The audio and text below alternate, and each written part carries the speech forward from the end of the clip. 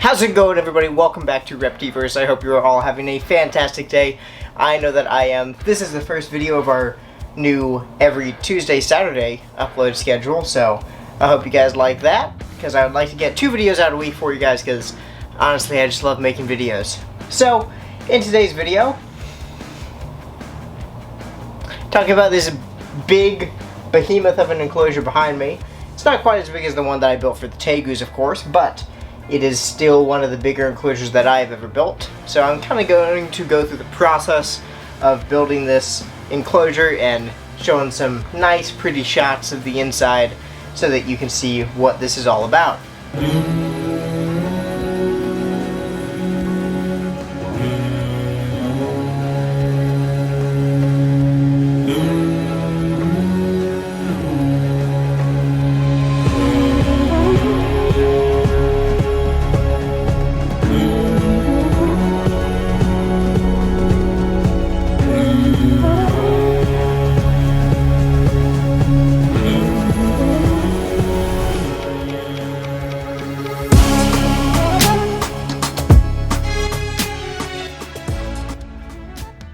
So this enclosure is, of course, for Salazar, my Yellow Anaconda.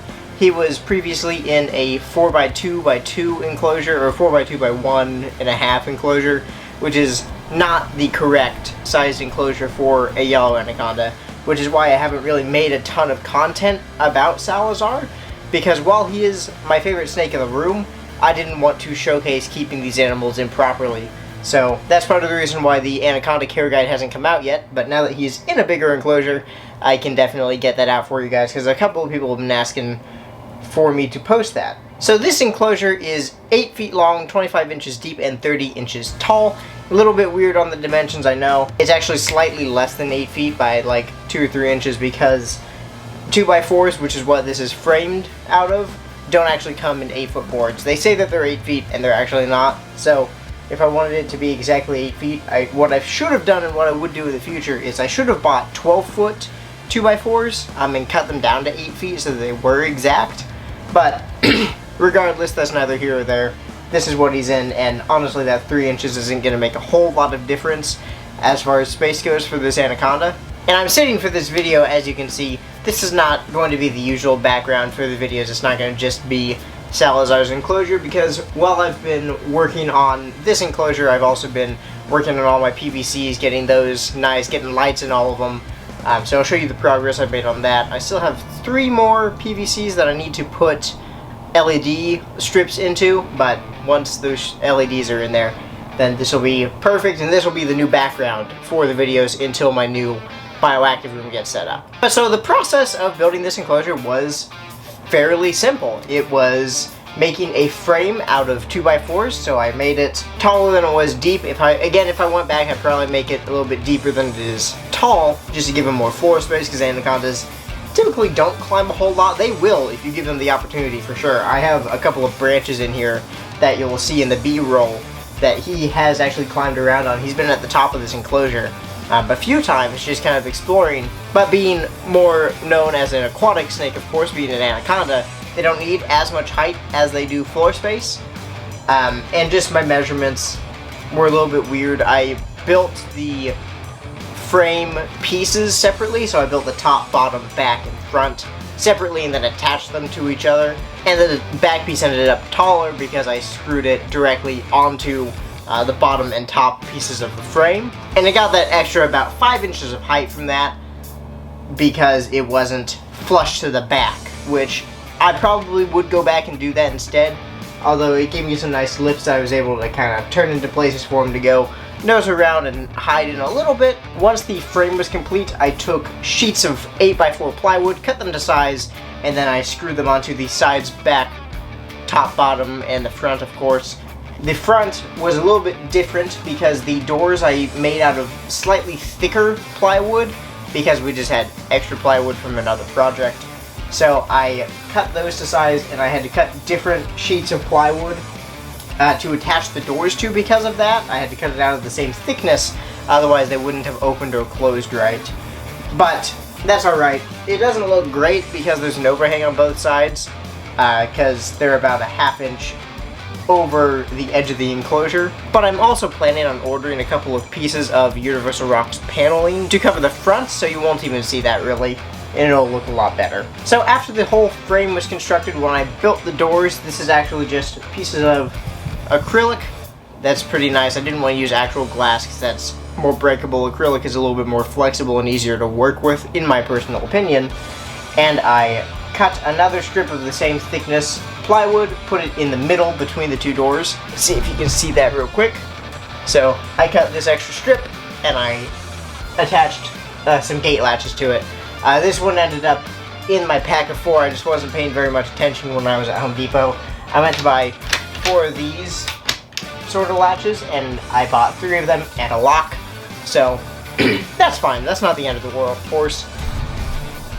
He's not getting out of it regardless, and I know that because if he was going to, he would have done it already, because he's been all over this enclosure. So how did I decorate this enclosure? Well, that's something else that I'm actually pretty happy with, because in his last enclosure, in that 4-foot enclosure that my retic is now in, he just had newspaper as bedding, a plastic tote for his water dish, and that black hide box, and that's all that he had. Well, that's fine. It's okay to keep stuff more minimalistic. Again, that enclosure was way too small. But if you have larger constrictors and you want to keep them on newspaper or paper towels, that's completely fine, as long as you do it right and you make sure the parameters are all correct. Is not an issue. I just don't really like seeing that personally. I think it looks much better with this mix that I used, which is coconut fiber, organic topsoil, sphagnum moss, a little bit of play sand, and some cypress mulch. I used a little bit more cypress mulch on the far side because that far side is not quite as sealed. It is still waterproof, of course. I have a nice bead of silicone around it, and then I put some pond liner down on that side so that nothing gets through to the wood or leaks out. But I paid extra attention over here because that's where his water dish is, so in case he overflows his water bowl, as they're known to do from time to time, that side has got a little bit of extra protection from that. So then after the substrate, I put a couple of pieces of cork bark in here, really just to kind of accent the enclosure. One of them I actually put in front of his water bowl, as you can see here, to kind of stop him from dragging as much dirt and sand into the water dish, so I don't have to clean it as often, because it is a pain to clean water dishes that are this large. It hasn't really worked. He's still gotten dirt in it, which I assumed he would. I think it's cut down on it a little bit because there is a lot of coconut fiber and sand on and in the crevices of that piece of cork bark, so I think it's worked a little bit, but I've had to change the water already because it was just full of mud, and he's only been in here like 3 or 4 days. So after the cork bark, then I did some climbing branches. I used big thick pieces of honeysuckle that he can really support himself on, and I bolted those into place so that he can climb around on them and they're not going to fall and hurt him. I have one big piece basically going across all the enclosure up to about here, and then I have a couple of smaller pieces. One of them is screwed into the middle, and one of them is kind of up in this area going across back to that other piece of honeysuckle. In this B-roll footage again, you'll be able to see that pretty well. But I actually have seen him climbing around a lot on it, and I saw in the group Giant Leaps in Giant Husbandry on Facebook somebody with yellow anacondas that did actually climb around when he was given the opportunity, so I thought I would try it, and it worked. He's used it. I've seen him hanging out up top. He's really interested in all the fake plants. I doubt he's ever had fake plants before. The person I got him from, I think, was either keeping him in a 4-foot or a 6-foot enclosure. I think just with cypress mulch and a water dish and a hide, which again is completely fine. But I like to spruce up the enclosures more for me than anything. I mean, the snakes don't really care, let's be completely honest. They don't really care a lot, but it is a little bit of extra enrichment. He's able to go get the new smells, check him out, and he does quite a bit actually. So how's the snake? How is Salazar? Salazar is actually doing really, really well. He is as beautiful as ever. He ate on Sunday, I believe. No, he ate on Saturday because I put him in here on Saturday and I fed him to get him out of his enclosure and put him in here because I haven't had a ton of opportunities to really work with him and get him socialized. I talked to Ari Awesomeness / Anaconda Park on Instagram a little bit, and he recommended kind of just maybe reading a book and sitting out front of the enclosure so he gets used to me being around. So I'm going to be doing that a lot more. I'm going to be doing like homework and stuff for college and working on my manuscript down here just in front of his enclosure so he gets used to me being there. And then I'm going to start doing choice handling or choice-based handling. I can't remember the exact terminology, but it's basically you open the enclosure, make sure they know you're not feeding them, and then you let them come out if they want to, but you don't force them to. I'm going to be doing that with him to make sure that he gets really comfortable with me. I don't want him to be afraid of me, because I'm sure you've all seen this one clip from when I got him. Oh, Jesus! Yeah, that wasn't a whole lot of fun being struck at by him. Again, he never made contact. He's never made contact with me.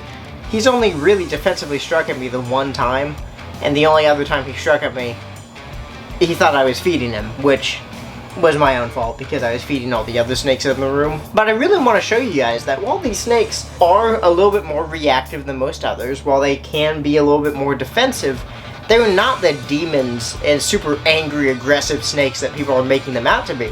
Snakes are not aggressive, they're defensive. And there are some YouTubers that shall remain nameless that have thumbnails and videos all about getting bit by yellow anacondas.